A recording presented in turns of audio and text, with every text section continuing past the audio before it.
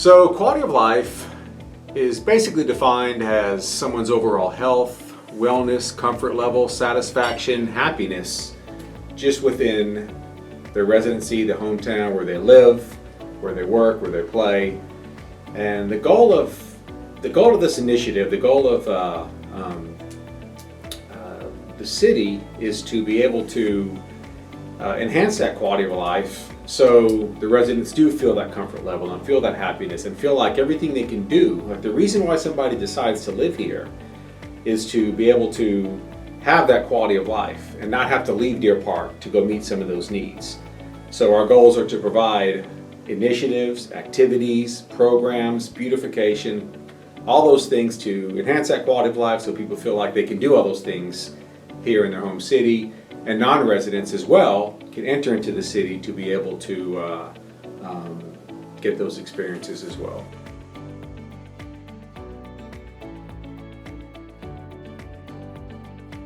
It's basically threefold. One is to evaluate. First thing we want to do is just to evaluate our overall existing quality of life, existing programs, existing initiatives, existing activities, beautification, parks, wayfinding. We want to evaluate all those first. Second, we want to identify where is it we can improve and what steps we can take to make those improvements. And the third step is to basically implement some of those changes in the next year or two.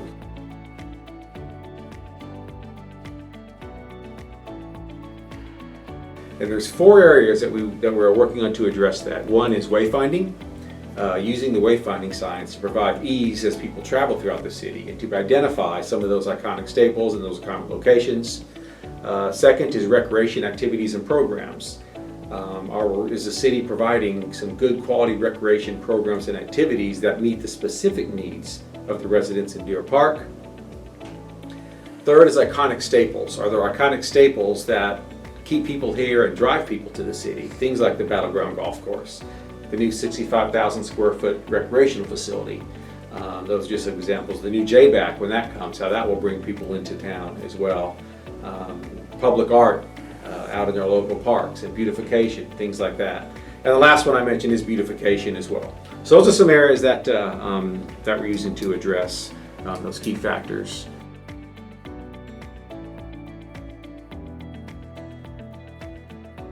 I guess if we look at every department or everything the city does, it's in some way or somehow serves the community. And quality of life is no different.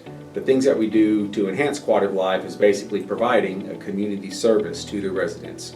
So I think it just stays in line with what the city's overall goals and initiatives are to provide services to the city to meet the needs of our residents.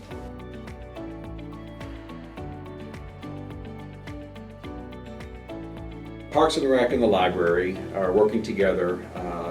First thing we're doing is reviewing trends in the industry.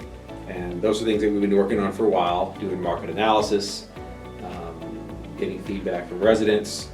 And some of those trends, one trend example is pickleball. Pickleball is exploding. We have 6 courts coming in the north side of town, and with the new facility we'll have 6 indoor courts as well. Another trend is inclusionary programming for individuals with disabilities. The city's made some strides recently in that area as well. We have a bike rodeo and the accessible leg hunt. We have an inclusive dance coming. We've added sensory hour to a lot of our events. And with the new facility, we have some specific programs, activities, and opportunities for feedback from parents that we're planning as well to help us move in the right direction with the opening of the facility. Technology is really big, is a big trend. We're looking at things like agents of discovery, and we have geocaching and things to utilize technology to keep people more active out in our parks. A lot of social activities, people coming together not necessarily for the activity but for the socialization of it. The library is working on some crochet activities and some other activities that provide more of the social aspect.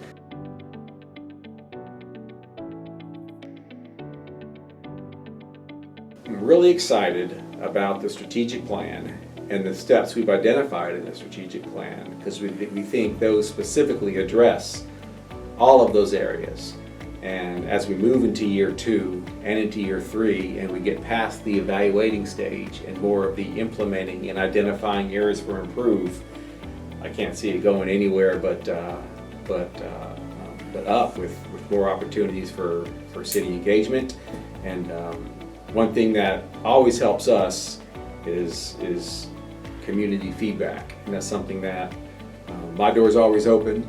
Our department, the library, we're always open for community feedback.